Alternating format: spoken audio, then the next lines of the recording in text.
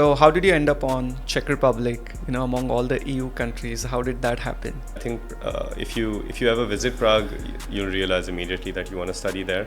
One of the most beautiful cities I think ever that I've seen, even after being there and traveling around. What's the best way to prepare for USMLE? What advice you would give to someone who is preparing or thinking, to study for USMLE exams? Definitely give step one, even if you're planning to go to the US or not. Okay. I know this is very bold advice, but I think it really ties together all the education, medical education that you have.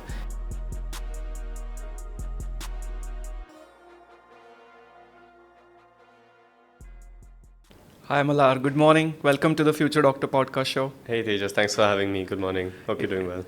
Great. It's such a pleasure to have you. I remember meeting maybe 6-7 years ago. Yeah. It's been a minute since we started this whole journey, but yeah. Amazing. I remember meeting you as a high school student, and now you're Dr. Malhar. So big congratulations. Thank you so much. Yeah, it's really good to be here past the degree and now looking forward to the working life. Amazing. Congratulations to you once again and to your family as well. Because without family support, this is not possible. Oh no, definitely. Most of the credit goes to them. I was just there. They were the ones supporting. Amazing. Now, how do you find the change in weather coming from Czech Republic to Dubai? I've been here for a few months now, so now I'm getting used to it, I guess. But still just happy to be here and happy to be around family. The weather is manageable. We're indoors most of the time anyway, so it's all amazing. Good. So let's get started. Sure. I have so many things to ask you, to know you, to know, to share your experience with the audience. So first of all, I want to give a brief introduction about the Future Doctor podcast show. Sure. So the goal of the podcast is to educate high school students, any student who is planning to apply to med school or thinking of even becoming a doctor. We want to give them first-hand practical information from students like you who have been there, done that, and share your experience with them. And also this podcast is for the parents and the families who are supporting the child in this journey. Yeah. Right? So can you tell the audience a little bit about your background? Where did you grow up? A little bit about your school? So I've done pretty much all of my schooling in Dubai. I've grown up here, and I was in between Ambassador School and Gems Modern Academy. And I graduated from Gems Modern Academy in 2017. Nice. And did the ISC curriculum. So I think there was a good amount of biology that was there, a good depth, which helped me a little bit in university. But I mean, it's still medicine, so it was nowhere close to how much content that has. So yeah, I grew up over here and... Nice. So I want you to a little bit remember about your school years. Say when you were in grade 9, grade 10, were you sure you wanted to become a doctor or take up something in the field of medicine? What was going through your mind that point of time? I think I was very simplistic in terms of my thoughts. I think I loved biology a lot and very stereotypical, enjoyed helping people. I don't think I did too much in terms of action, but it was just a thought that was there. And then as I knew I wanted to take science, and it was very clear I was going in that direction. And then once I entered 11th, it was like, okay, pick your subjects. Do you want to drop physics or take biology or drop biology? I was like, no, definitely take biology. But I was unsure if I loved physics that much. And then as soon as we started 11th, I was like, yeah, definitely not physics. We're definitely going towards biology. So we explored on the medical side. But I don't know, at that time when we were looking at biotechnology degrees and other degrees, medicine just seemed the most appealing to me. I think I didn't question it too much at that time. And even if I would have, I don't think I would have been able to think everything through. Only once you live it, you realize, okay, maybe I could have taken some decisions differently. I'm really happy I did take medicine. I have no regrets at all. But it was definitely much more difficult than I imagined in university and stuff. So, but still really, really interesting. So yeah. So how do you validate as a high school student? Is medicine is the thing for me? Did you do any internships or shadowing, or did you speak to doctors, or or do you have doctors in your family? How do you validate that? Actually, not really any doctors close in the family. So my parents were kind of on the business side, just come and join us there. We can guide you a bit more over there. It'll be easier for you. But I think medicine should be picked if you really only if you're really passionate about it, and if you're really passionate about biology, and I would say even helping people, like providing a social service, because first and foremost I think it's a social service more than the studies part and all of that. I think you can manage if you know you're working towards something bigger than you. It's not something where you get to see direct returns on your investment. You have to put in a lot of years before, so it has to mean that much to Right. you. That if you get to take care of someone one day, and that responsibility is there, and you don't mind taking care of that, then I think it's something that you could go down and go into. Absolutely, and that's a very noble thought, and I think that keeps you going for your entire life, right? If that's the Definitely. mission that you have in your mind. Yeah. Amazing. So when you decided to, take up medicine as your, say, subject in the university, right, specialization, how did you finalize the destinations? Because even in the UAE, there are medical schools. In home country, India, there are so many medical schools, and abroad, there are so many. So tell me a bit about what was going through your mind and your parents' mind when you were exploring different destinations for studies. Yeah, I mean, I think we started off pretty much like everyone else, keeping the world open Right. and going country by country and seeing what they had to offer. And we considered India and UAE as well. But I Okay. think my parents wanted me to live a little bit more independently in EU and kind of be exposed to a new culture and get exposed to how they work. My dad actually stayed in Germany for a couple of years. Okay. So he was like, it's really interesting. Once you learn how to settle down in an extremely foreign country, then you can kind of settle down anywhere. Like Right. you know how to orient yourself very quickly in a country and things like that. So that was kind of their thought. And it was coming up really well. I think they're really old universities, so accredited programs for sure. It's just that the English part was kind of new. So, but we didn't mind trying it out. I think Gyanberry provided a lot of information as well for the European universities. Our school provided information, so we started looking into it, and then just started to see what the rankings are, who's providing it in English. Because my dad was like, okay, you're going to EU, but it has to be in English. He's like, you better not go to Germany and study it in Right. German. He's like, yeah, I've learned German, and you're not studying medicine in German. That's not happening. Right. So I was like, yeah, sure, definitely, that makes sense. So yeah, just ruling out things like that, and I think affordability also is a factor. I think medicine is extremely long, and it should be spoken about openly. That you have to think about the entire cost. It's Right. not just about. It's not a 2-3 year degree where you can just manage somehow. You have to really sustain for a good 6 years Absolutely. and have support. So that also definitely played a factor, and all in all, decided towards the Czech Republic. Amazing. That's a very interesting insight as to how you decided the options. So how did you end up on Czech Republic, among all the EU countries? How did that happen? Yeah, I mean, I think if you ever visit Prague, you'll realize immediately that you want to study there. One of the most beautiful cities I think ever that I've seen, even after being there and traveling around.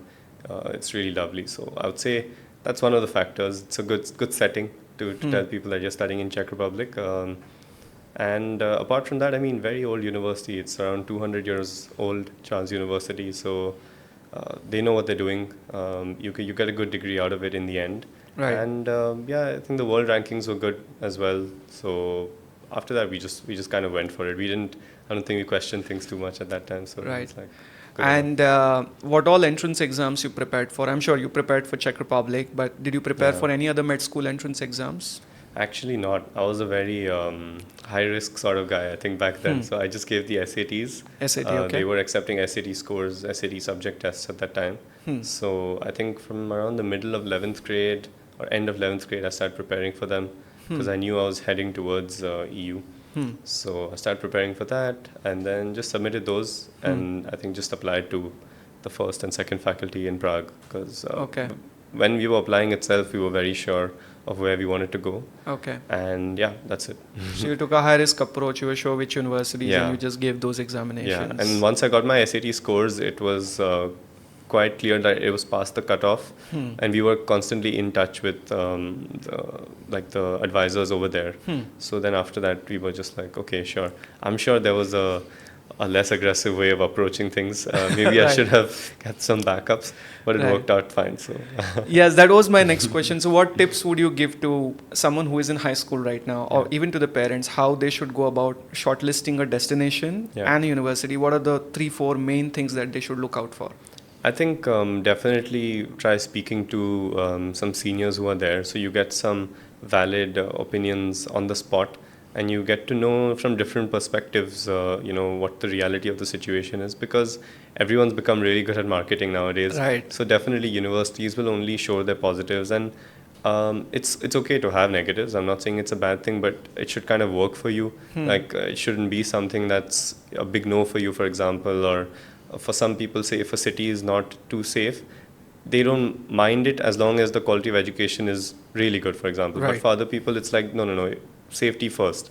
So like this is just a example off the bat, but you get to know things on the ground where some places might have a little bit more of racism or less or more, but just hearing different perspectives, kind of knowing what to expect, might even give you more information about the degree. Forget just the city or the specific university. So I think that's a really important factor in gaining an accurate description of what the situation on the ground is.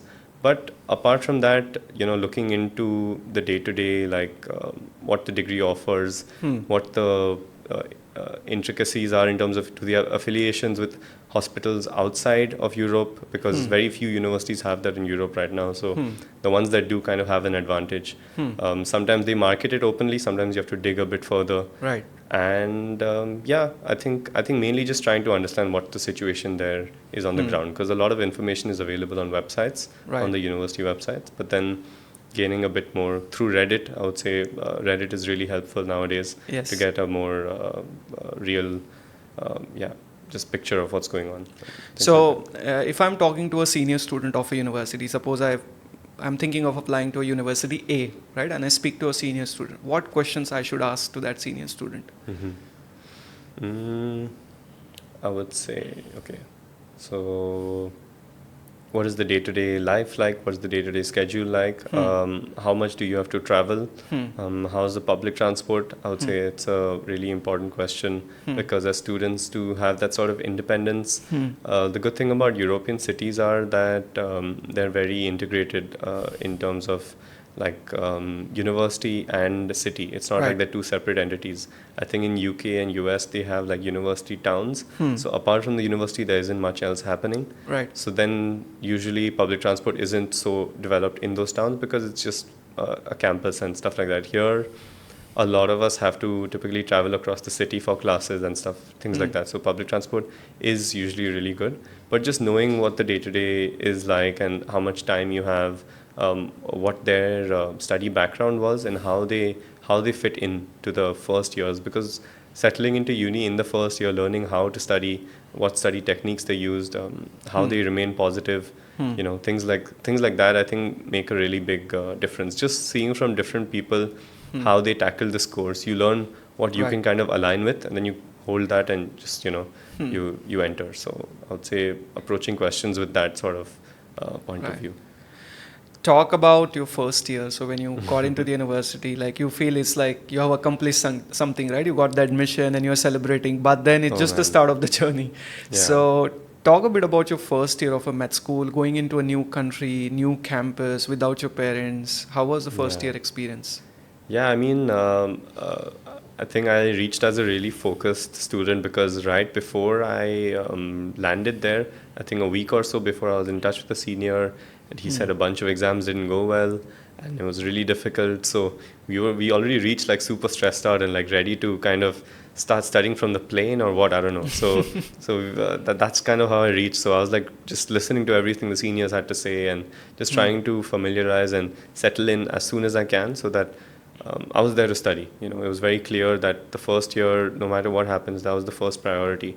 So I think that helped a lot. That beat a lot of obstacles out of the way, because no matter what came my way, I was like, okay, it's fine.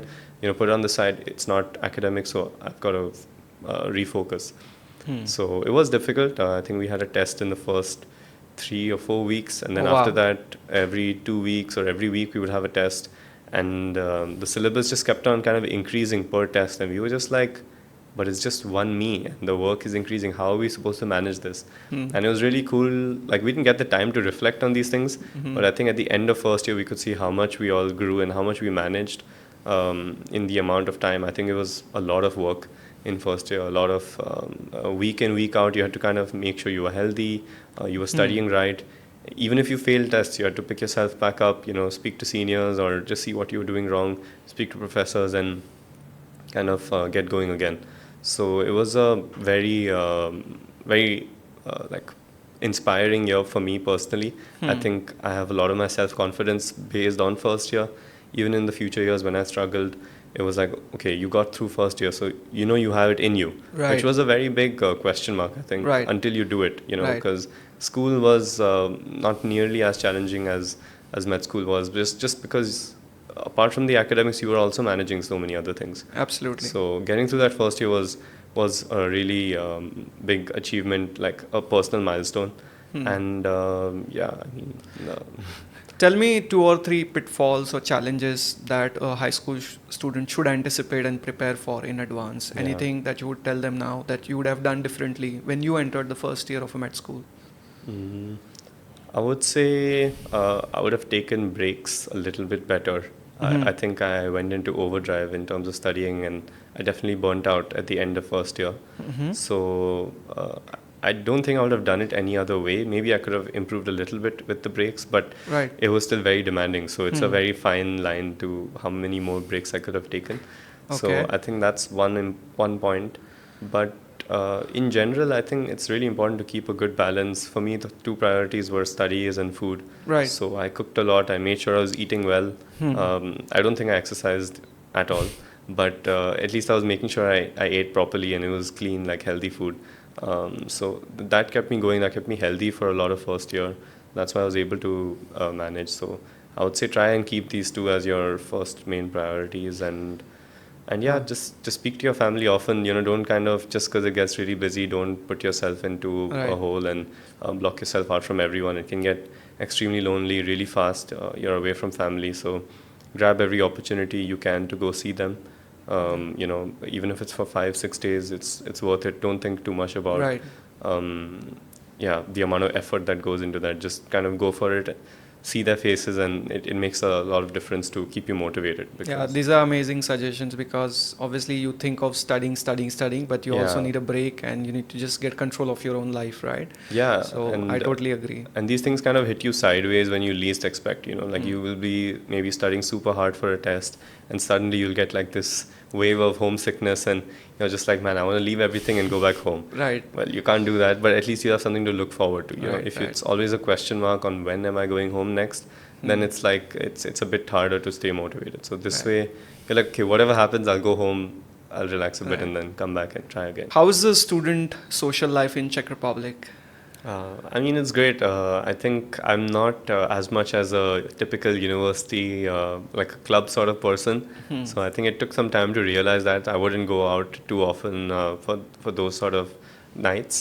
Definitely lots of clubs around, and lots of fun. Czech beer is one of the best in the world. So you definitely gotta. It's part of the culture. Got to lean into that. Taste all the types of beers there are. That's a very basic part of the social life. Right.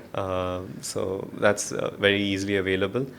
But I would say for me personally, the best way to take breaks was going on hikes. I Hikes, think growing nice. up in Dubai, nature was a little bit less accessible, or only in the winters you could hike in the mountains and stuff. But yeah, over here, I think the way they build their cities, the number of parks they have, and even if you go to the smaller cities, the amount of information available in terms of softwares and stuff, I think you can plan hikes really well. So that was my way of decompressing, and go with a bunch of friends and just hike for the day and come back and be refreshed. Nice.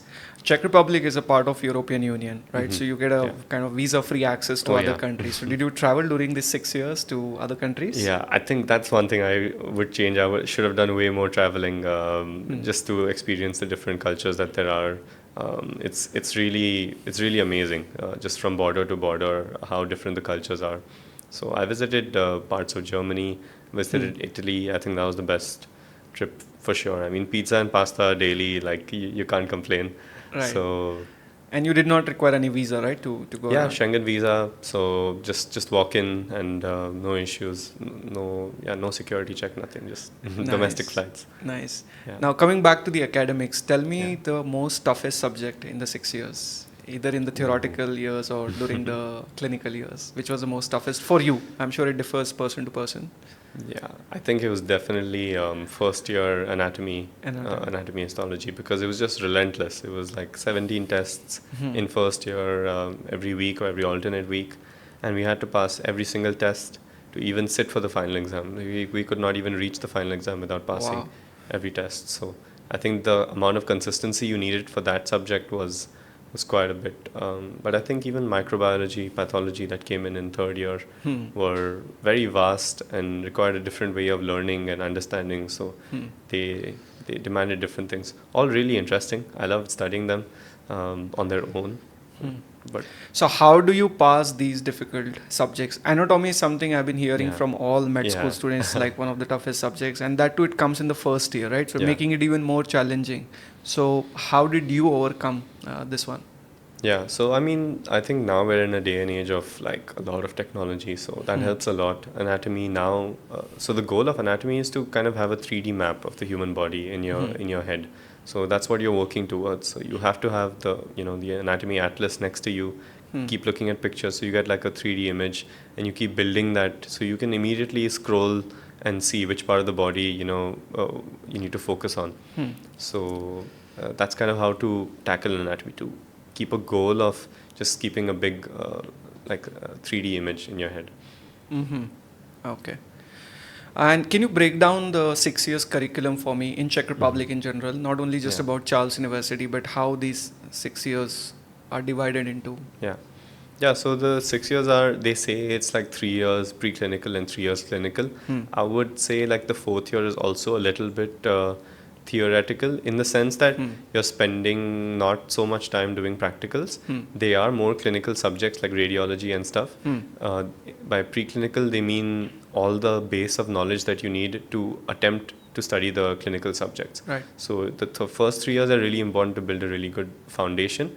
And then the remaining 3 years are just application of the first 3 years, and kind of focusing the information towards like a clinical setting, and then learning really how to manage the patient and things like that. So yeah, it's but we learn entire subjects here. It's not like integrated medicine that Right. other curriculums offer.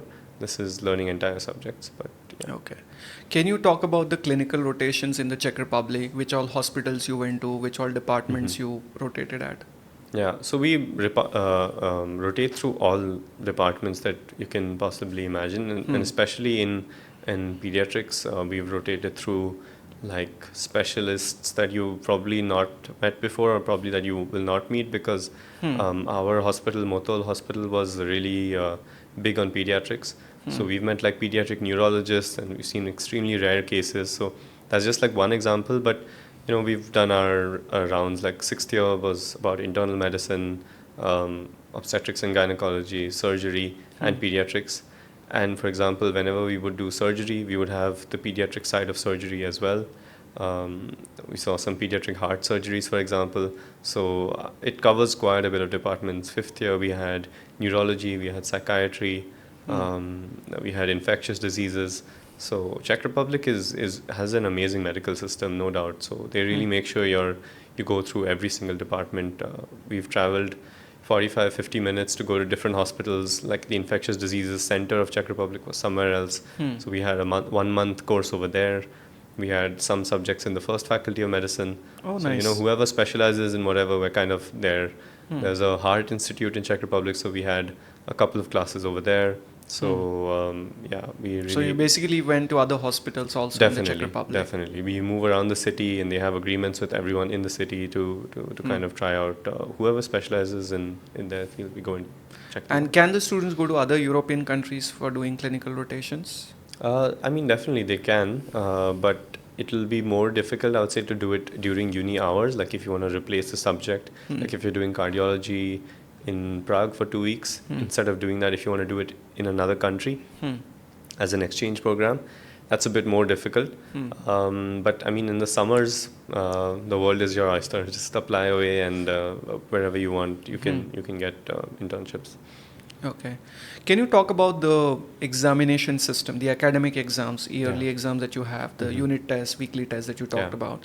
So, as in the high school, you come from an Indian curriculum school, Mhm. right? So, in Indian curriculum, it's mostly the written Mhm. examinations. In IB A levels, maybe it's a little different, right? Yeah. So, how different are the med school, university academic exams, Mhm. and how they're different from the high school exams? I think in high school it was like, okay, this is the textbook. Everyone study from this textbook, and you're sorted. In medicine, it's like, okay, there are like 15 textbooks. Hmm. You can pick your top three, and then you can see what shows up on the test. So I think Right. it's a lot less of no one really tells you what you need to study. You just Hmm. kind of study and hope for the best. So I think that anxiety kind of gets to students a lot, Hmm. and they're like, oh, what's going to show up on the test? Hmm. I'm not really sure if I've studied enough. Hmm. Whereas in school, you know if you've not studied enough, if you've not covered everything. So we had mostly written tests in first year, Okay. but every single final exam was an oral test. Okay. So at the end of first year, all the exams that we had were oral tests. Hmm. So even anatomy, I think like the 17 tests, like 13, 14 were written. Hmm. So those get quite detailed. Hmm. And then oral tests, you kind of pick a topic from like, you kind of pick like 4 topics Okay. out of a bundle of like 150 topics or so.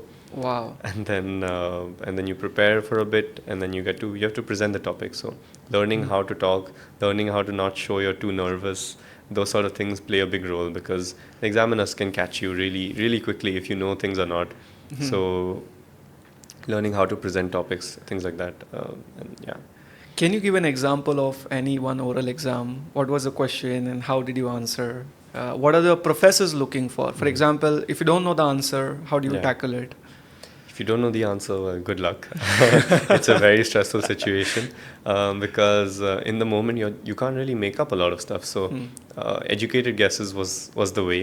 Hmm. Sometimes if it's at the beginning of the exam and you don't know answers, then you're kind of in trouble, because Hmm. they also know that they're asking basic questions. Right. So then you're kind of in trouble. But if it's towards the middle or the end, they'll also tend to give you hints sometimes. So, for example, in anatomy, we had the dissection exam, Hmm. which was oral. So on the cadaver, we had to show parts. Hmm. So if they would say, show me the, I don't know, superior vena cava, show Hmm. me the structure. So you would have to like take it with your forceps and just show them that this is the superior vena cava. They're like, okay, what comes next?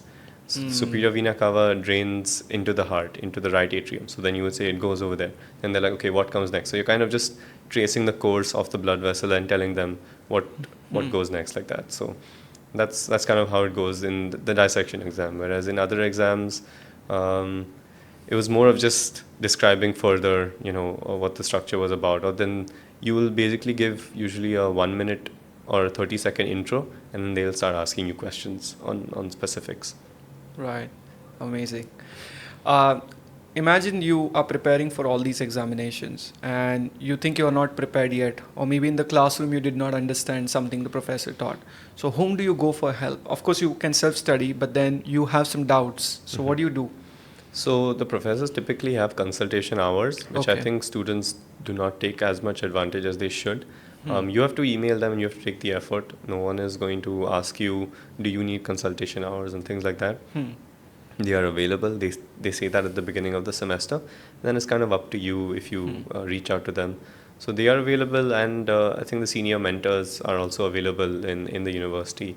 Hmm. Typically have either like a Pelican buddy, or you have just someone who you're good friends with as a senior, or your Hmm. friends for doubts. Okay, Yeah. so there is support beyond the classrooms, like you can get help. Yeah, but you would have to ask for Take it, the kind of a efforts, thing. of Yeah. course, and nobody's Yeah. going to serve you on the plate. Yeah. You need to take that effort, obviously. Yeah. Let's talk about your future plans. So, firstly, I want to ask about the career planning for a doctor. So, Mhm. a lot of students, they think doctors earn a lot, right? There is a lot of financial reward in that. So, of course, it's one of the aspects that you can consider. But what's your view on this? Like, a lot of kids, they are just seeing, doctors making a lot of money, and it has a good social status, and they want to take that up as a career. Yeah. Yeah, I think it's definitely attractive in today's day and age, especially with Instagram. You have a lot of reels spreading fast facts Right. but no one sees the number of hours it took to reach that situation. Hmm. Like I would say medicine is when you really live through it on a day-to-day basis. You realize until if you start at the age of 18, like right out of school, which is not normal for EU as well. They typically start around 20 to 23 when they're really sure of medicine. So say you start at 18, you will not be earning a complete salary until the age of 30, 32 if you really want to specialize properly. So, I mean, everyone thinks that it's okay to not be stable until 32, but I mean, all your friends from school will probably be starting to earn by around 22, 23, 24. It's definitely worth it, I would say, in the end. I'm not saying it's not, but your motivation definitely has to be bigger than money or title. It has to be the fact that you're going to be there taking care of someone.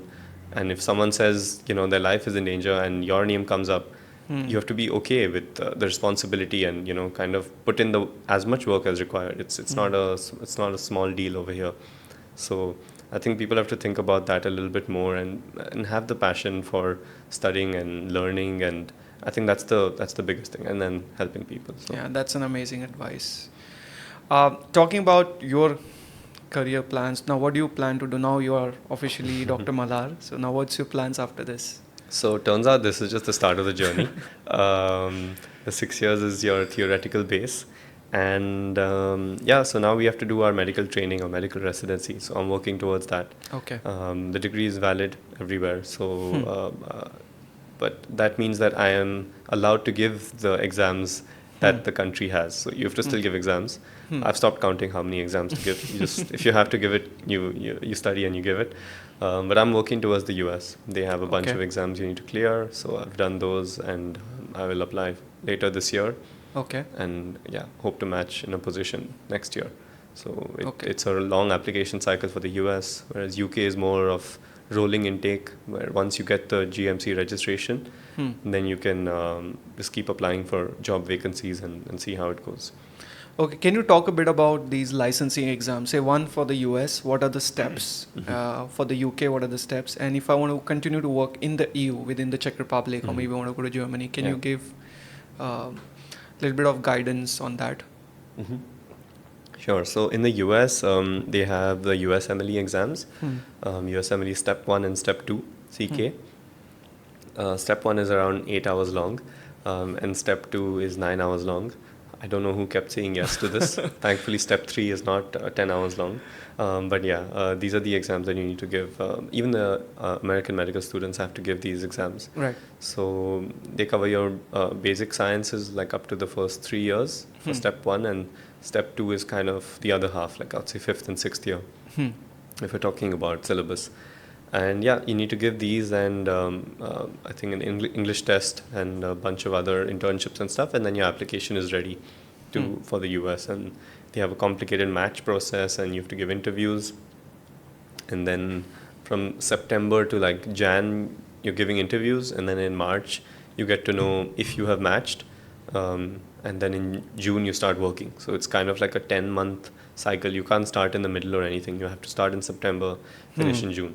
So that's the US. It's like its own journey, and you have to really be sure you want to work towards it before you start. UK is a bit more like you have to give, I think now the UKMLE, they're coming up with that. Yes. We didn't have to give it because it was still transitioning out of Brexit. Right. So our degree kind of we got GMC registration without any exams, which was really nice. So you'll have to give the UKMLE and then apply for trainee positions, FY2, FY1. Yes. And kind of go forward from there. And that'll be once you graduate, and you will get more specific steps once you're nearing that. This is mainly UK and US. For EU, you can kind of pretty much walk into any country. Any country. Except Italy and Portugal, I think they have their own exams. So you have to give exams over there as well. But for the rest of the places, you'll have to clear the language exams. I think a basic A2 or B1 level, so that you have some professional level of that local language. Because the training will be done in the local language. It will not be done in English. Even though degrees are in English, medical residency will always be in the local language, because you have to work with the doctors and the patients and stuff. I want to ask you about the language barrier, not just in Czech Republic, but in EU Every country has their own, mother tongue, national language. So how do you tackle this language barrier as an international student? Of course, in day-to-day life, you need to know the language, but in a med school aspect, right? You are speaking with Czech patients. The nurses maybe are Czech, and the doctors also Czech. So how do you manage yourself in these situations? I think the first 3 years are very protected in the sense we're taught Czech and we're not spending too much time in the hospital, so it's not too difficult. It's more on a day-to-day basis. If we're going doing groceries and we need help, then we kind of have some difficulties. But Google Translate on a day-to-day basis. Keep offline packages ready, online, whatever. It's very easily available now, and that helps a lot. So that was not too much of a struggle. But I think after the first 3 years, you have a really good basis of Czech. And in the hospital, I would say it was not too bad, because when you're asking questions, it's in a specific context. So you expect a certain number of answers. So it's not as difficult as having a casual conversation with flowing topics and changing topics. Here, you know the topic.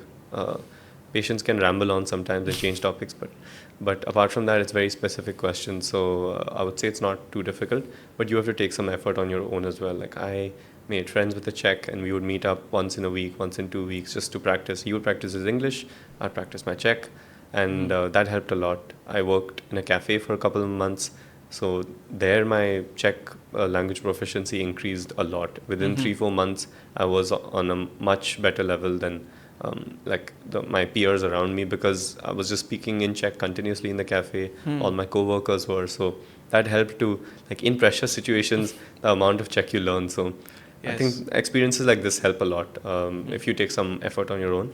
But otherwise, I think now, especially with Google Translate, things have become much easier than they used to. EU is still very proud of their own languages, so they will not budge too much. Don't expect a lot of English.